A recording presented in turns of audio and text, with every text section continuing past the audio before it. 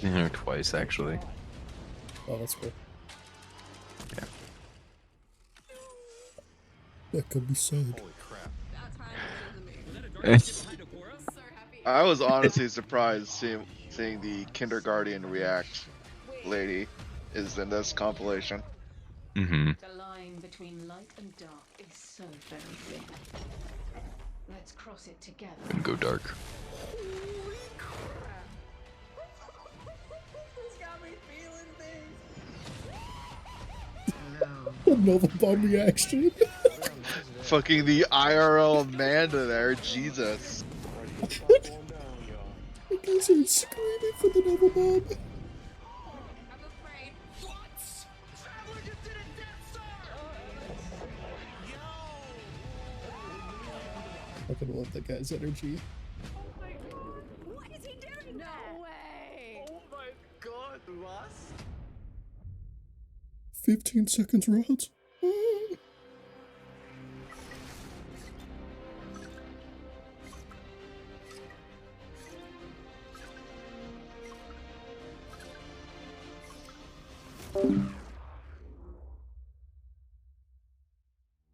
Thanks for tuning in, y'all.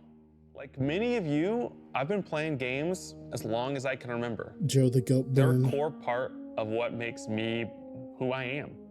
I believe there's this deeply rooted, often unstated Look at mission the of shoes. games to keep adventure alive.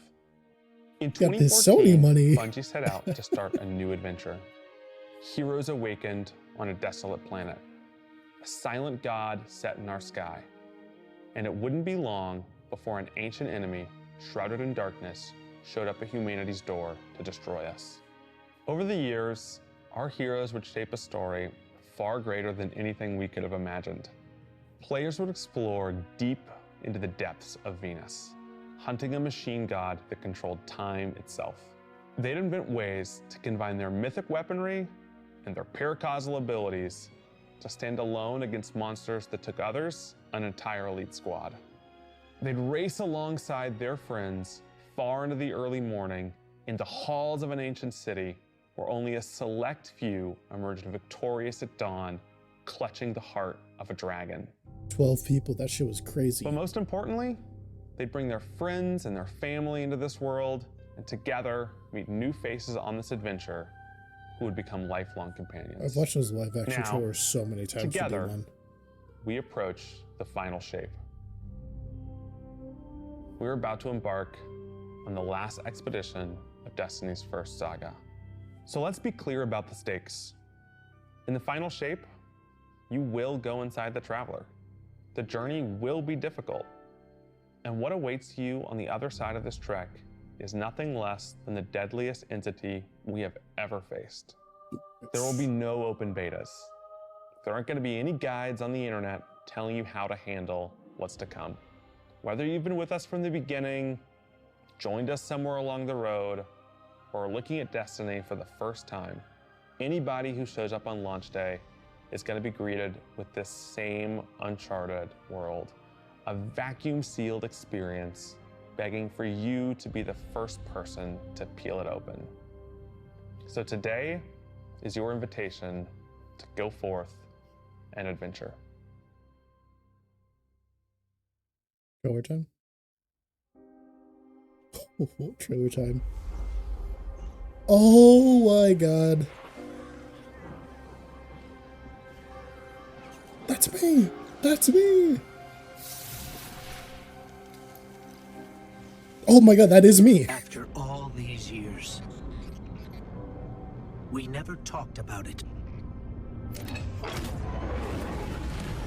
Why I brought you back.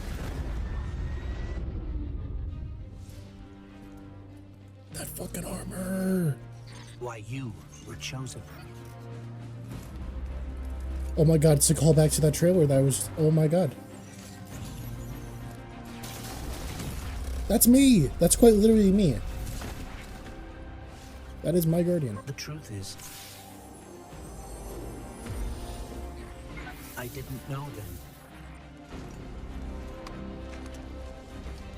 It was just a feeling.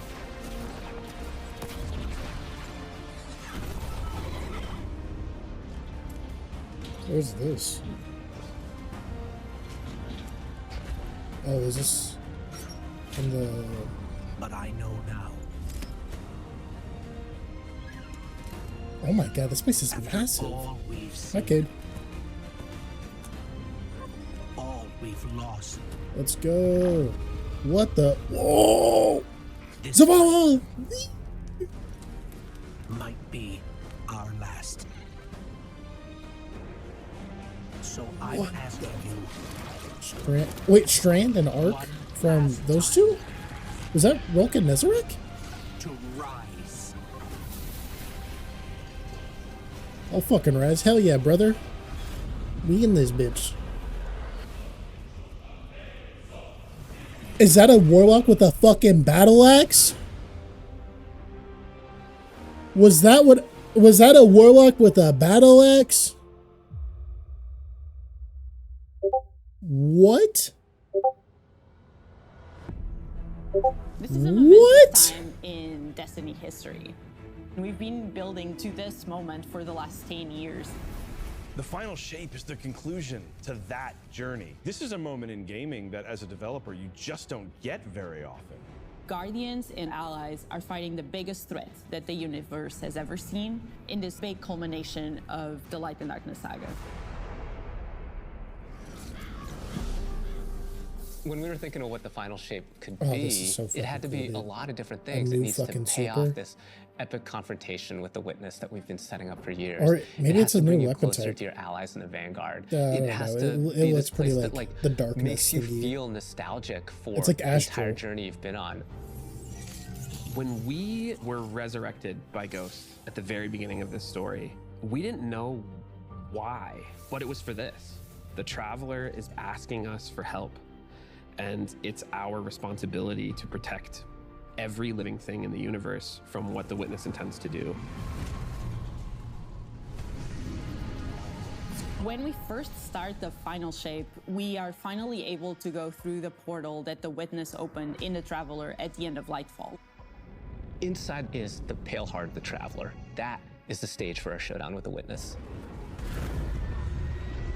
The Witness has the darkness. It has always had a connection to it.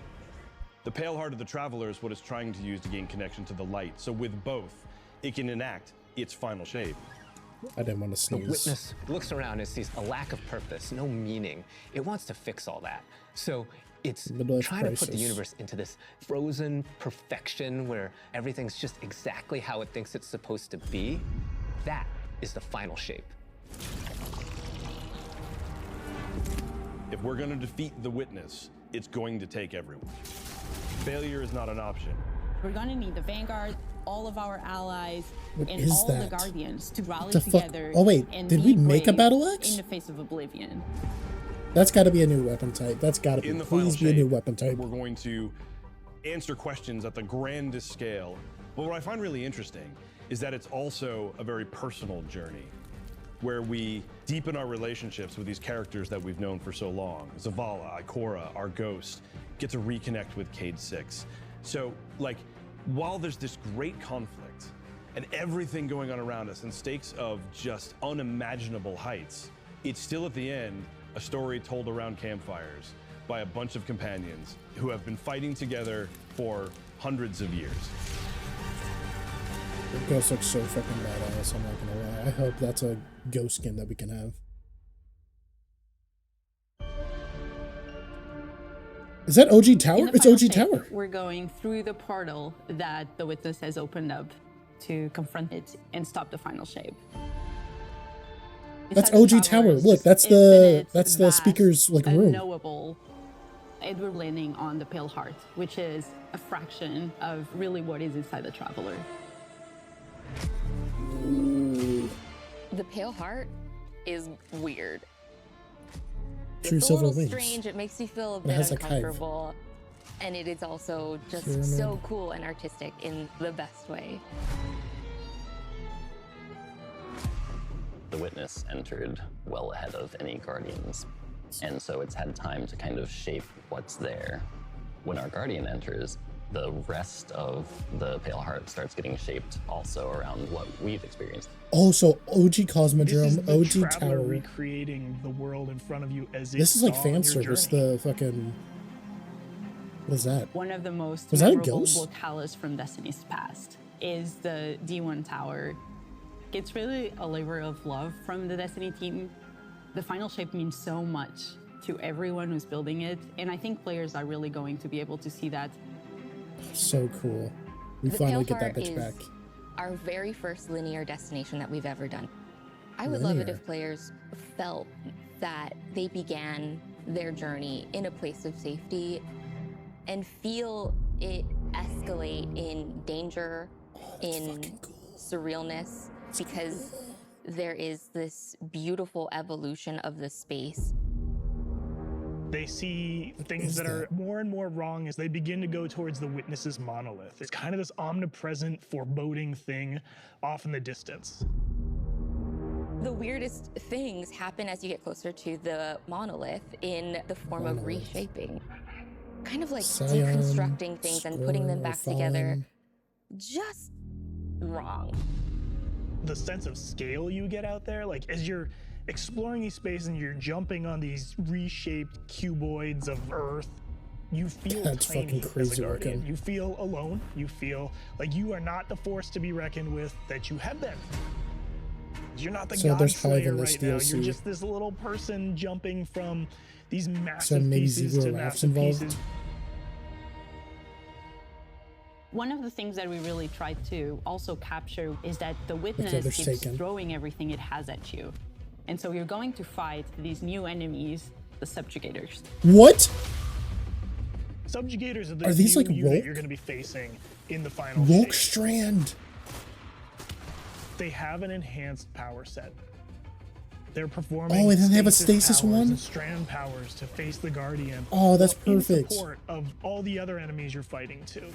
They bring something entirely new to the Oh, battlefield, which is let's kind of go. this element of control. Can they They're destroy a back there ghost? pinging away with stasis Probably not. abilities, throwing crystals at you, freezing you in place, tangling you up. Oh, let's fucking go. We get to fight some. It's like Guardian v Guardian.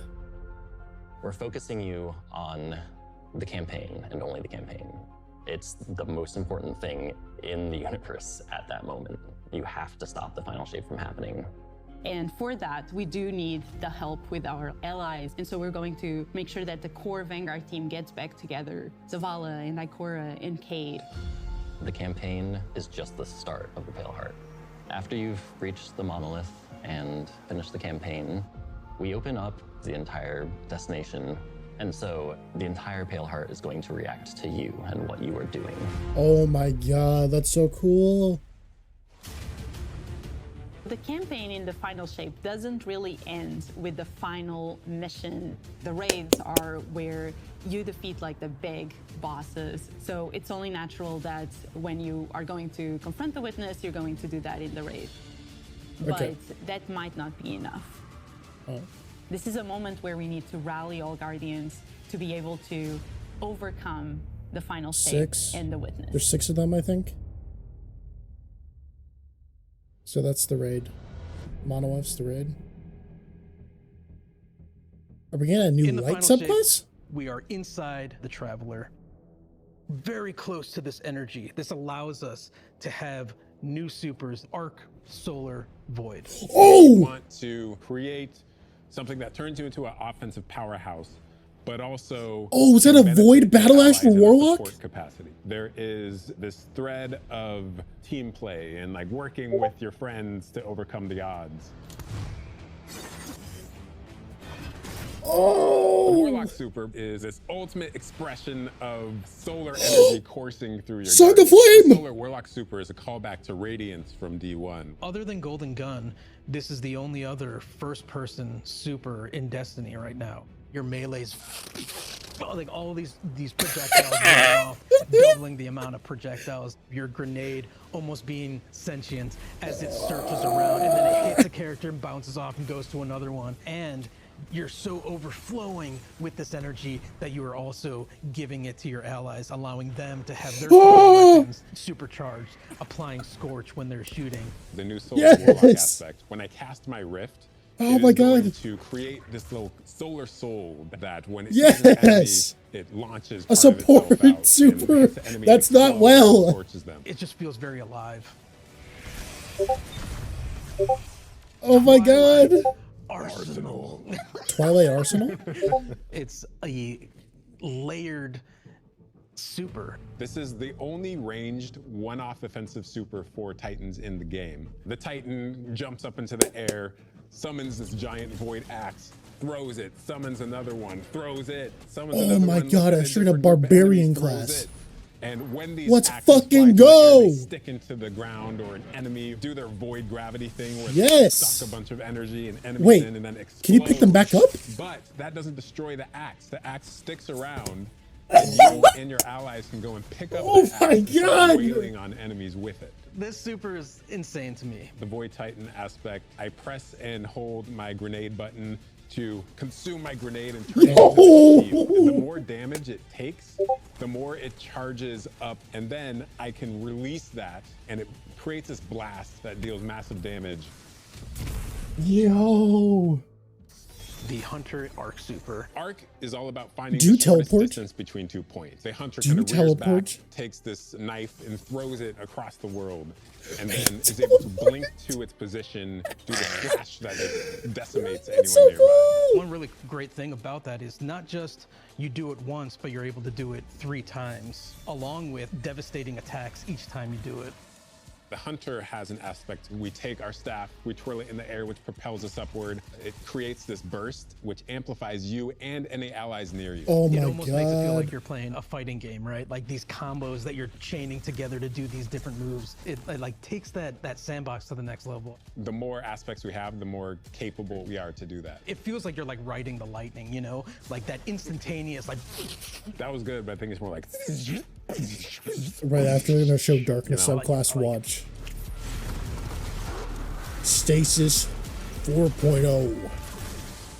Weapons team has been working on all sorts of goodness. We've got What do you guys exotics, got? we've got legendaries, we've got perks. We're always cooking up stuff. We're Come always on, tell playing me a with stuff perk. that we think is like really interesting or taking inspiration. We have Tessellation, which is this exotic pyramid fusion Okay, the rifle. pre-order. It has the really intriguing property of adapting your guardian's current damage type. This will be the first time that you can run a weapon that can adapt to be strand or stasis in the energy slot. So you'll be able to run an entirely strand or entirely stasis. Let's go. loadout. Tessellation has the additional property that you can special reload to reshape your grenade and suck it into the weapon, and then fire out a super destructive single projectile. It's a really special weapon. What's the one specific exotic that I can make that's like really zany that you would like right now? What if Golden Gun was a sniper rifle? What if you could harness the might of the Traveler? You know, we had a moment where we saw that Traveler beam cutscene. Tell me that's I a trace know rifle. people on Weapons went, Tell me "I that's a kinda want trace that." rifle. You're like, that is incredibly dope. So we've got this opportunity to bring back these iconic Destiny 1 weapons, Dragon's but Breath. really turn it into something that feels unique in Destiny 2. We have to bring Kvastov into the Yeah. fold. The Red Death exotic pulse rifle. And Red Dragon's Death? Breath. Burn the world, burn it all. Scorch and Ignitions. In the final Of shape, course. we have new weapon subfamilies It now coming, makes sense to me broadening now. what existing weapons can be. Really like bordering on exotic functionality. So for example, we've got a rocket pistol sidearm subfamily. We always Whoa. liked the special ammo sidearms. This fires tiny, slow-moving rockets. They hit very hard. Oh do a my bit of God, AoE Mechanized damage. Trixie enjoyers, rise They up. have a mixture of Volt regular shot weapon and rocket launcher pistol. stats. We're also doing a new support weapon subfamily. The support frame auto rifle is a type of legendary auto rifle. It'll let you switch seamlessly from firing at enemies to healing your allies. I'm really excited to Lumina bring it 2. to dungeons and keep my team alive, honestly. The weapons team is always coming up with new ideas. We've got a ton of new cool stuff coming over the next few years, and some new and really wild ideas, which we're pretty excited about. I'm sorry, PvP. Come on, take a load off. We've got a lot to cover. Legends are forever. This place is only big enough for one. So we're dash getting rid of the archetype, DCV. and that's me. So I'm back. Hey, you two, give me a sec. Go back to magnificent. I was This is forced. great. Anyone want a hug? Get your rock off my map. Worst case scenario, you die. But who knows? Maybe you won't.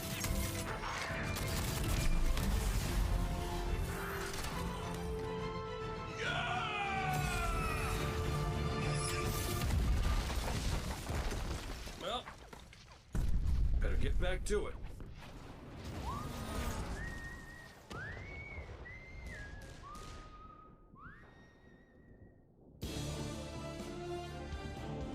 In this moment where we're driving to the end of the Light and Darkness saga, it's great to see Cade like return to this world at this moment with all this change about to culminate with this confrontation with the long-standing enemy, the Witness. Cade is the quintessential hunter. His presence casts such a long shadow over the story of Destiny, whether it was when he was alive or when he was dead. What Cade goes through in this journey, how he serves as a catalyst for the other characters, the events that are uncovered to have brought him back. This is how the story had to end. There was no end to the Light and Darkness saga that didn't have Cade here alongside his friends to finish the job. Once we started digging into the nature of the Pale Heart, I think that crystallized Cade's role as a guide. Cade is Virgil, and he's our guide through this other called this place. shit. Cade is the one Screenshot who on is screen. the most appropriate person to be the guide, because that's his job. That's always been his job. It just feels so natural for Nathan to be back in the booth. It felt good, amazing Nathan. to just see him slip back into the role like without missing a beat. Right, instantly. In the flesh, or metal, as it were. Cade's the glue that's always held Zavala and Ikora together. Having him back puts them in a position of questioning where they've been and what they've done without him. You think about the journey that Zavala's been on and how he's been taken down this dark path, and you think about the weight that's been on Ikora, having to hold the Vanguard together, having Cade's voice of levity and brightness that he brings to that group. I think is going to be great for them. Well, at least we have each other. We want people to take away that sense of reunion and that idea of like the gang being back together for this moment. I'm here now. Wherever the hell here is. Goat activities. Goat activities in the chat.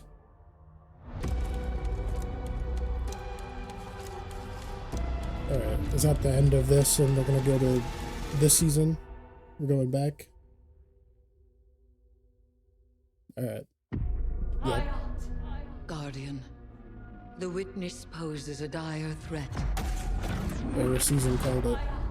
and the Witch Queen holds the answers we seek. But only if we contend with her sister, Zivu Araf. It rests with me. Will you come back from this? Do not be afraid. Is she becoming the Witch Queen?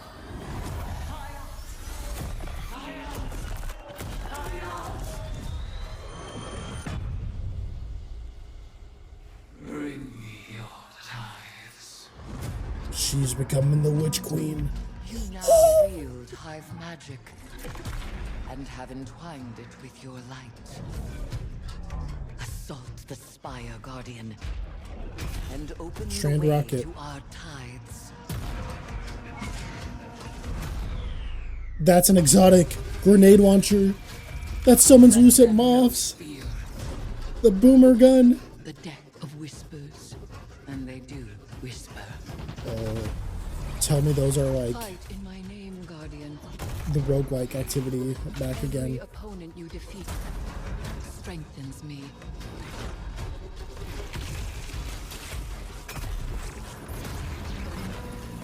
My appetite rises for your brutal. Chalk exotic. That was a chalk exotic. Let us show her what it is to be Hive.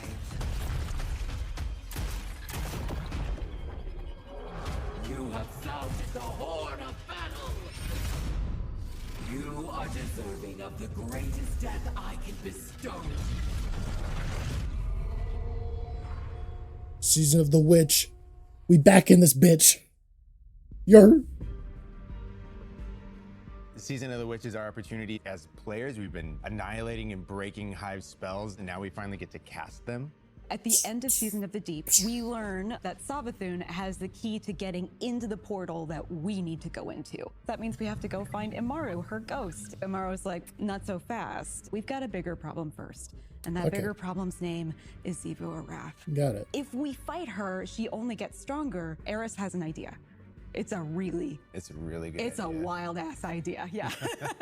She determines like, well, the best way to fight fire is with fire. We are channeling all of that energy that we're creating by going through, by eliminating enemies, and we're tithing to our friend Eris. Bring me your tithes. What does that mean for the characters and the player to kind of like be like Savathun? And that's where we went down the path of having Hive Eris. We wanted to extend that magical fantasy into the player then. That ability to have overwhelming magical power, that risk and reward into all of our activities and systems experiences. And so that's what led us to come up with things like Deck of Whispers. So is this like the roguelike This activity? magical deck of cards that creates amazing synergies with your buildcraft meta and with buffs and the activities. They can then Yes, choose these Bungie. cards Thank at you. will, whichever ones they want, and then that really Oh leads my into the build God. crafting. You actually are getting cards that you can then use to place on the battlefield and change the way you play. I'm such a sucker for deck building. Like being able to like bring that element into Destiny gameplay has just been like, oh, chef's kiss. Yeah, it's really super fun. Go fish. So we've got two brand new seasonal activities coming with Season of the Witch. We've got Altars of Summoning and Savathun's Spire. Savathun's Spire is our new 3-player offensive. You're doing a lot more with the Lucent Hive magic, but it's got a high amount of combatant density. It's got additional There's a random lot of perks. I don't encounters know that if you you guys can saw come that on the across. left. The Witch's Spire itself, Savathun's Spire, was like her reliquary for all these different magical experiments as she was learning the light. You're Let's there go. in order to learn as much as you can in order to become a master spellcaster, right? To become like Witcher Savathun. King. The Altar of Summonings activity is really exciting because you can spend like 20 minutes in it or you can spend 2 hours in it. What? 3-player experience that you can hop in and hop out of. As you're going through this activity, you're filling the tithing bucket. As that tithing bucket is filled up, you'll get progressively more rewards. And then finally at the end, it'll cash out and you'll get a whole mess of rewards. Solar Fusion, I'm excited We for really that. wanted to make sure that there was a home for any exotic mission content coming in seasons Okay. After the year has passed. And so we developed what we're calling the Exotic Mission Rotator. Right away, we're getting Presage, Vox Obscura, and Operation Seraph Shield. This is some of the most fun content the team has making. It's some of the content the fans and players of Destiny love the most. The most exciting thing, outside of just the missions themselves, is that every time we put a mission inside of that rotator, the exotic that comes alongside of it will become craftable. Okay. There's other weapons in there. I'd even look at it. With Season of the Witch, we have a brand new Vex lo-fi PvP map coming. It's really exciting. It's got a bunch of really tight gameplay experiences. We wanted to make sure that we focused the combat a little bit more. With the new Vex network map, we really wanted to make Ignis sure we hit. It's like, Hammer. hey, you're shoulder to shoulder more often. There's not as Was much that deep incandescent I sight just saw? lines that you're interacting with. And a lot of the flow of the map I think is that was actually built incandescent. around That this blew like them kind up. of central pillar of the Vex network that you're orienting around. And there's also some modes coming too, right? We've got a new PvP game mode coming that's all about relics. It's about multiple relics, so it's not just one like the Scorch game mode from the past. So we've got the shield coming from Vault of Glass, we've got the spear back from Season of the Risen. And we got the scythe from Season of the Haunted. Yeah, so you're gonna be reaping Guardians with that thing. It's a lot more tactical gameplay. It's all about running around the map, claiming these relic dispensers, so you and then gotta, like- grabbing them in order to push for victory. Got it. I will take what I need.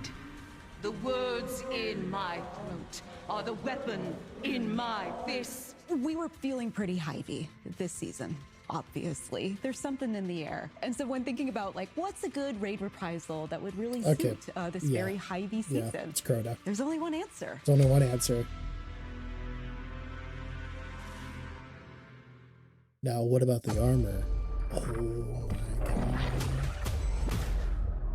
I have seen what the Hive call a god. Let me see the armor. Let me see the armor. It's both versions! Yes! Yes! Holy shit. Both versions.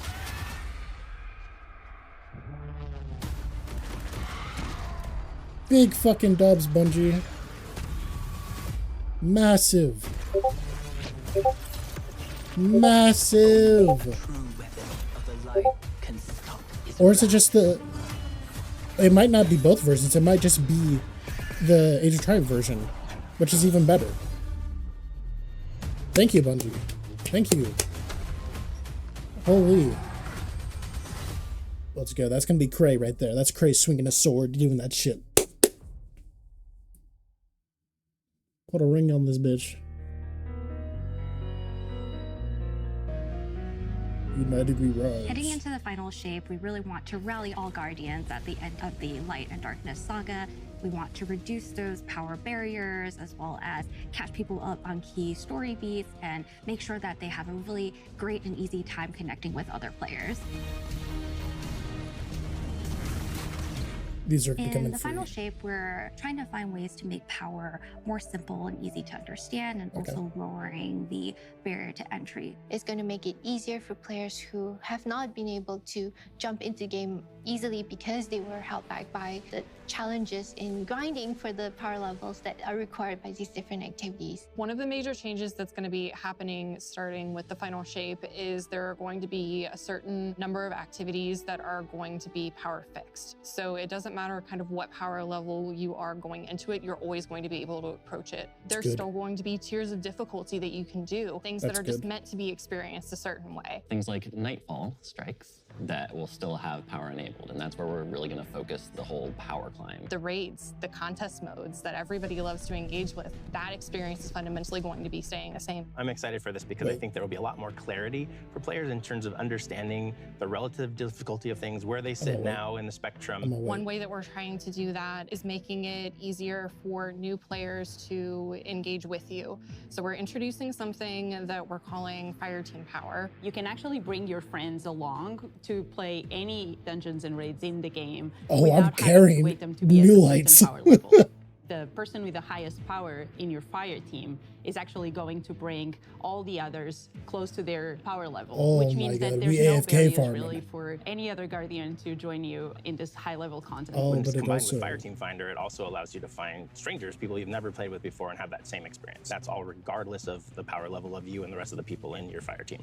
Fire Team Finder is the new feature that's coming in Season 23, aimed at helping connect and find other people to complete the best and most aspirational content in Destiny. We have a tag system that allows players to be able to say, well, this is my playstyle. I'm really chill. I'm anti-sweat. I'm just really here to have a good time. Oh, they should have had like a meta Tags really on one of them. allows Let's fucking players go. to show a little bit more Holy. personality, show a little bit more about what they're about. I think what's really great about it is with this launch, we're also looking at including inclusion tags. As an example, one of the inclusion tags that we have are for colorblind players. Hopefully the Okay. inclusion tags will bring players closer to finding their community and That's even dope. That's closer good. to the people that they're playing with. So once a listing goes live, players will be put into a listing lobby where players can gather, they can communicate with each other. So we wanted to make Summon it as Fire convenient and Team. as easy as possible for players to not just sit and stare at a screen for a long time while their listing actually fills up. As a gamer Oh, who's typically that's cool. more solo, I'm especially excited about this You because can, it like, really go do is a different about activity and, helping like, reduce form a fire that team in the background. anxiety and burden that comes with trying to make a new connection.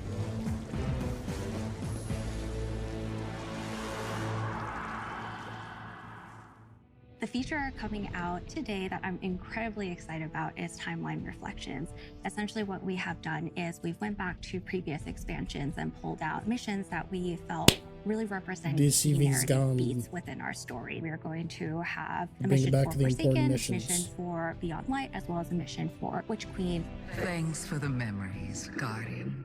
The neat thing about these missions is they're not going to be Told like ya. one-to-one for how you would experience them in the campaign. You're also going to get additional pieces of narrative fed to you to like identify like, hey, this is why it's important that this happened, and here are the people you met along the way. A really big one that's really timely for Final Shape is Cade's last stand from Forsaken. This is a moment that a lot of players, new and old, are going to come back to Destiny. I think this is just the right time to introduce features that are going to allow those players to jump right in and find people to play with and enjoy this content regardless of their power level.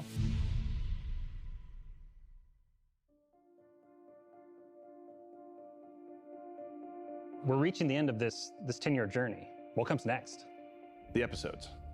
And the new way we're going to tell stories moving forward. What's really important about episodes is that it's a really big shakeup to what we've been doing. Instead of providing 4 seasons a year, you are going to get 3 larger episodes. Yes! And so the first 3 episodes in this coming year are called Echoes, Revenant, and Heresy. It's coming right after the final shape. And the theme for the year is going to be all about the consequences and aftermath of the final shape. I think what's really the cornerstone of the episode model that we're building is the 3 act structure. Scorn, and Hive. The acts act as these anchors for us to introduce new weapons, new artifact mods, new activities. There's going to be new missions coming around the core. There'll be new story moments in every single one of these acts. We're actually providing more cinematic styled experiences throughout the final shape year and the episodes with it than any of the seasons we've ever developed before. These new stories are actually those are like playable 18 as week standalone. Like seasons. each episode is something Or you can episodes, my experience, bad. whether you've been playing Destiny for 10 years or this is your first one. You're going to be able to basically enjoy them in any order you want to. I think the opportunity with this big epic moment is that we get to innovate the game. We get to move the game forward. It's all about change frequently. It's all about deeper story moments. It's all about more weapons, more loot, more often. And it really provides the team with a platform to go much deeper into the themes and fantasies and story of any individual episode as compared to the seasons you know of today. I'm so excited to see what the narrative team can do with this kind of new platform of storytelling. Episodes provides this awesome foundation for the future of Destiny. We're moving into the next stage of Destiny 2. I think some people look at the final shape and they think Destiny 2 is coming to the end. And in many ways, it's the opposite. We're leaning in. We're putting the pedal to the metal. Episodes provide us a new, innovative way for players to engage with Destiny 2 throughout the year. Let's get it. Let's get it. What makes a guardian a guardian? Devotion, bravery, sacrifice. We know that we were chosen for a reason, by something greater than ourselves. Guardian. Don't tell me this is the end. Eyes up, Guardian. We still got 10 minutes. Still got 10 minutes. By the fires of each new battle, we are forged and sharpened into what we must become for the fight ahead. We are the final line that halts the second collapse. All of us. Every Titan. Every Warlock. Every Hunter. What is it the Guardians say? Devotion inspires bravery. Bravery inspires sacrifice. Sacrifice leads to death. Oh, they're not gonna let the speaker finish that line? Between light and dark is so very thin. Is Elsie gonna finish that one? Let's cross it together, yeah! There are things out in the dark that only the dark can overcome. Trust me. You've heard the stories of the Traveler's sacrifice, of darkness descending upon humanity.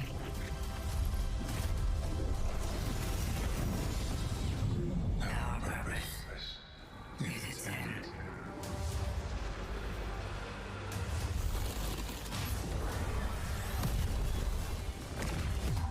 This time, there is no escape. Come legend, bitch. It's going to be an exciting year for Guardians. We get to make good on a promise that we made way back in 2014. There was classic rock blasting, a fire team racing across our solar system, and at the end, a simple message. Become legend. Today, you got a glimpse at how we'll be cementing your legend in this upcoming year. We're going to be heading inside the Traveler, experiencing a destination unlike anything we've ever built before. We'll face the biggest bad we've ever made, and we'll do this all alongside a streamlined progression system, allowing us to easily play with friends in any content in the game. And as the dust settles in the final shape, we're going to continue our legends, in Echoes. It's Destiny's first episode in a new phase of storytelling for Guardians with brand new conflicts born from the resolution of the Light and Darkness saga. These first episodes are just the beginning.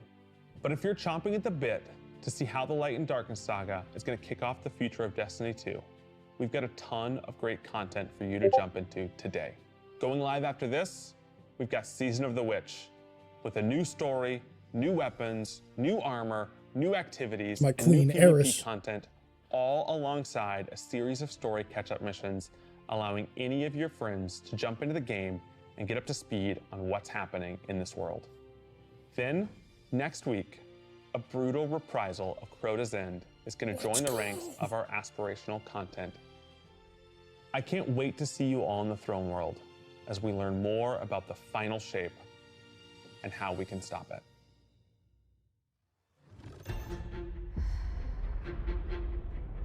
I think that's going to be the end. I think they're just replaying the trailer. I've been getting a ton of notifications from Discord.